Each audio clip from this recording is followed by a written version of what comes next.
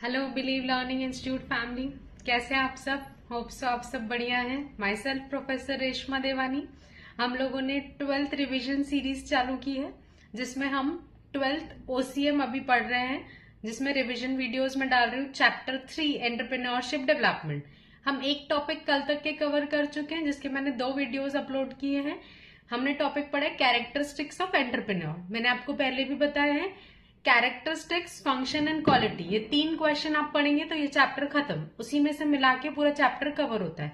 ठीक है, तो आज सेकेंड इंपॉर्टेंट टॉपिक हम पढ़ेंगे फंक्शंस ऑफ एंटरप्रेन्योर। एक बार आप कीवर्ड्स देख लीजिए बोर्ड पे मैंने जो लिखे।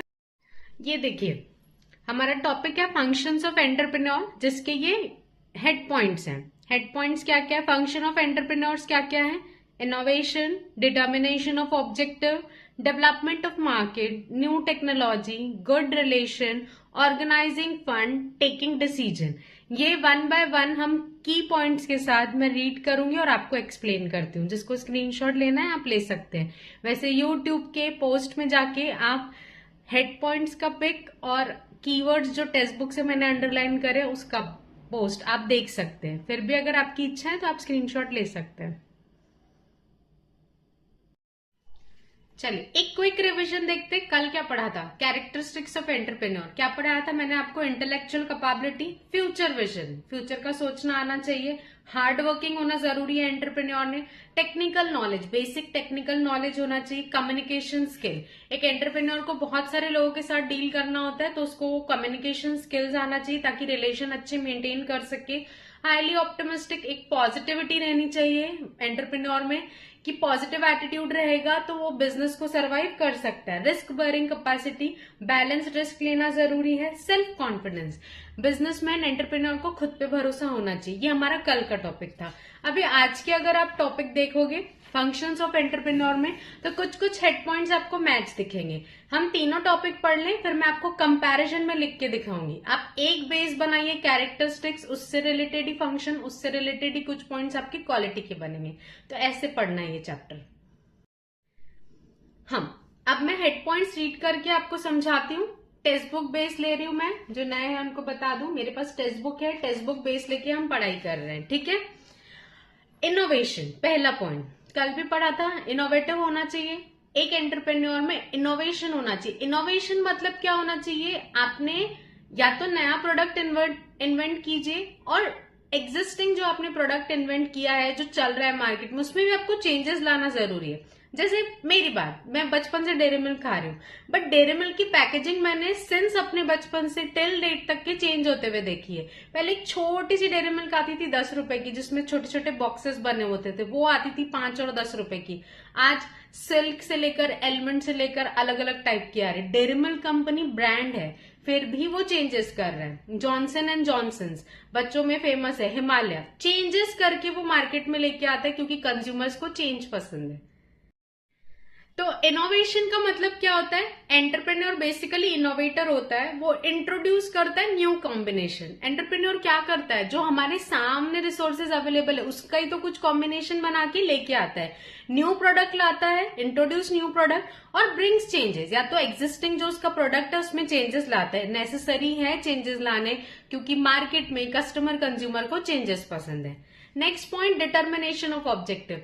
बिजनेस कोई मजाक है क्या कि चलो करके देख लेते हैं, चलो दुकानें खोल के देख लेते हैं, चली तो चली, नहीं चली तो चली, चलो बैंक से लोन ले लेते हैं, लगा देते, पैसा लगा तो लगा, नहीं तो देखेंगे रिपे करना हो लोन, नहीं, ये मजाक नहीं है।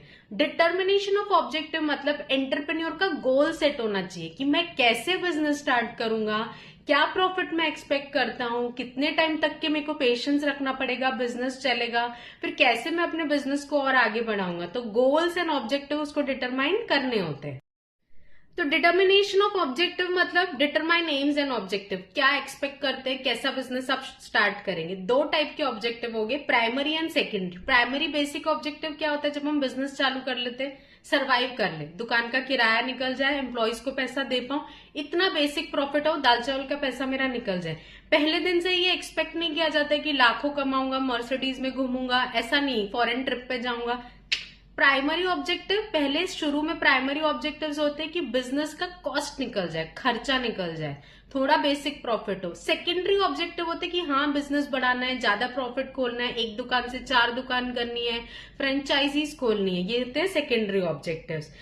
ऑब्जेक्टिव्स हमको मार्केट सिचुएशंस के हिसाब से चेंज करने होते हैं। कोविड का एग्जांपल बेस्ट है। कोविड में जहां लॉकडाउन था वहां आप एक्सपेक्ट नहीं कर सकते कि चलो अभी ब्रांच खोल लेते हो, अरे कोविड है, धंधा सरवाइव कर गया, वही बहुत है। तो उस टाइम मार्केट सिचुएशन के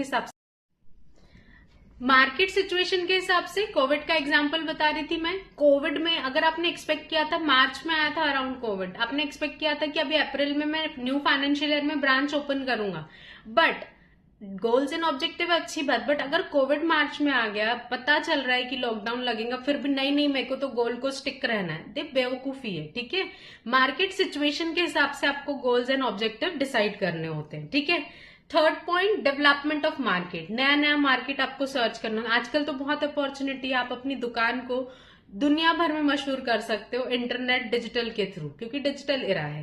तो डेवलपमेंट ऑफ मार्केट का मतलब has to find out different ways, अपने प्रोडक्ट को कैसे मार्केट कर सकते हो या सर्विस। डिफरेंट टीचर है, आज हम भी ऑनलाइन पढ़ा रहे हैं ना, सोचा था कि क्लासरूम से बाहर ऐसे डिजिटल रिकॉर्डिंग करके पढ़ाएंगे, बट मार्केट है तो चेंज करना पड़ता है। सर्वेज एंड रिसर्च कंडक्ट, क्या नया आया है, किस हिसाब से चेंजेस आए, इसमें अपडेटेड। तो डेवलपमेंट ऑफ मार्केट मतलब नए नए मार्केट आपको देखने होते हैं, सर्च करने होते हैं। एक जगह दुकान खोली, अच्छी चल गई, नागपुर में ले लो, अगर जहां भी आप रहते हैं, एक जगह दुकान खोली, चलो ये मार्केट में चल गई, अब फिर सोचते हैं दूसरे मार्केट में, और जहां भी दुकान है आप उसको डिजिटल तो ले जा सकते हैं। न्यू टेक्नोलॉजी, ये कल भी पढ़ा था। ठीक है, टेक्निकल अपडेशन, हमको न्यू टेक्नोलॉजी से अपडेटेड रहना चाहिए। कल भी एग्जांपल दिया था, एक छोटा पान ठेले वाला हो या अंबानी हो, सबको टेक्नोलॉजी सीखनी होती है, क्योंकि आजकल बिजनेस में टेक्नोलॉजी मस्ट हो गई है। पहले चलता था रजिस्टर, बही खाते में आप लिख रहे हो, काम चल जाएगा। आज कंप्यूटर आना, मोबाइल आना, गूगल पे, पेटीएम आना, ये बेसिक चीजें आपको आना जरूरी है। Every day there is innovation, हर दिन नई टेक्नोलॉजी आ रही है। टेक्नोलॉजी विल ऑलवेज रिजल्ट, और हमेशा याद रखना टेक्नोलॉजी आपको ऊपर की तरफ ही ले जाती है। जैसे बिजनेस है, आज ऑनलाइन हो गया तो आपकी रीच बढ़ गई है, new machinery, advance technology, so on, ये सब चीजें आपको देखनी है।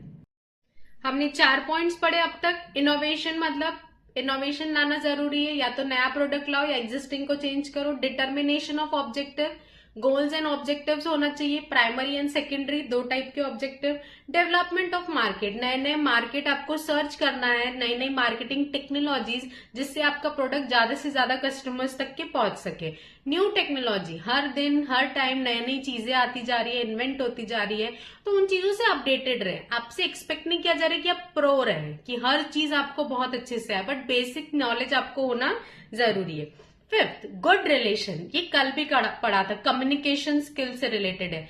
एक एंटरप्रेन्योर को अच्छे रिलेशन मेंटेन करके रखने होते हैं अपने क्रेडिटर्स, जिनसे वो उधारी ले रहा है, डेटर जिनको उधारी दे रहा है, जो उससे माल खरीद रहे हैं, और डिफरेंट टाइप के लोग जिनसे जो भी उसके कांटेक्ट में आते हैं। अच्छे रिलेशन मेंटेन करेंगे तो बिजनेस अच्छा चलेगा।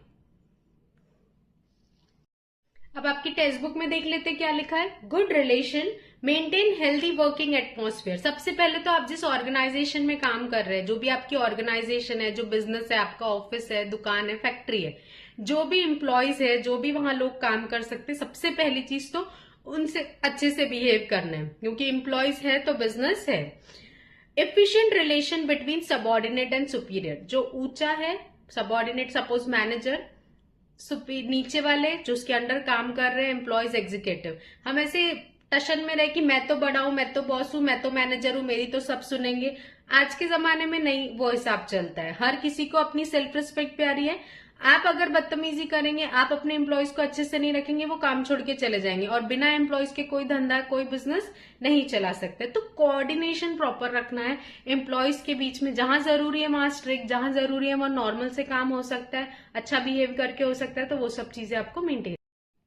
नेक्स्ट पॉइंट है ऑर्गेनाइजिंग फंड। बिजनेस चलाना है तो आपको पैसा तो चाहिए। अब पैसा आपके पास, आप बिजनेस चालू करो, आपके पास आपका खुद पैसा है, उतने पैसे से काम चलेगा क्या? तो आपको कहां कहां से फंड्स मिल सकते हैं? आपको banks and all, relatives and all, जहां से भी आप अरेंज कर सकते हैं। तो ऑर्गेनाइजेशन ऑफ फंड्स बहुत जरूरी, क्योंकि बिजनेस तो चालू कर दिया, अभी आपने ये सोचा ही नहीं कि पैसा कहां से लाऊंगा, खर्चा कहां से निकालूंगा। तो बिजनेस स्टक हो जाएगा, फिर बंद करना पड़ेगा। इसलिए प्रॉपर प्लानिंग कीजिए। जब आप बिजनेस कर रहे हैं, एंटरप्रेन्योर प्रॉपर प्लानिंग करता है कि मेरे बिजनेस को चलाने के लिए जो जो फंड्स लगेगा उसकी रोलिंग कैसे चलानी है, पैसा कहाँ से लाना है, कैसे कॉस्टिंग करनी है, उस हिसाब से वो अपना सब मैनेज करता है। डिफरेंट फाइनेंशियल रिसोर्सेज, कहाँ से पैसा मिलेगा, एडिक्वेट एंड कंटिन्यूस।